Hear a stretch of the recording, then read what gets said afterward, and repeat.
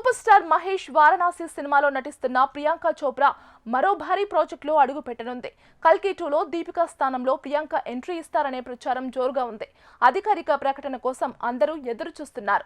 దర్శకధీరుడు SS Rajamouli దర్శకత్వంలో super star Mahesh Babu హీరోగా నటిస్తున్న ప్రతిష్టాత్మక చిత్రం వారణాసి ప్రస్తుతం వేగంగా షూటింగ్ జరుపుకుంటోంది. ఈ చిత్రంలో Bollywood star beauty Priyanka Chopra heroine గా నటిస్తున్న సంగతి తెలిసిందే. టైటిల్ అనౌన్స్మెంట్ తోనే దేశవ్యాప్తంగా ఈ సినిమాపై అపార అంచనాలు నెలకొన్నాయి. ఇదిలా ఉంటే ప్రియాంక చోప్రా మరో క్రేజీ సీక్వెల్ లోనూ కనిపించే అవకాశం ఉందనే వార్తలు వైరల్ అవుతున్నాయి.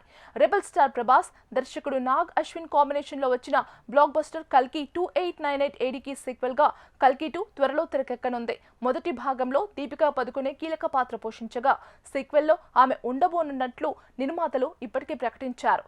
దీంతో ఆ పాత్రలో ప్రియాంక చోప్రా నటిస్తారనే ప్రచారం బలంగా వినిపిస్తోంది. అయితే ఈ విషయంపై మేకర్స్ నుంచి ఇంకా అధికారిక ప్రకటన రాలేదు. వైజయంతి మూవీస్ బ్యానర్ పై ఈ చిత్రం తెరకెక్కనుంది.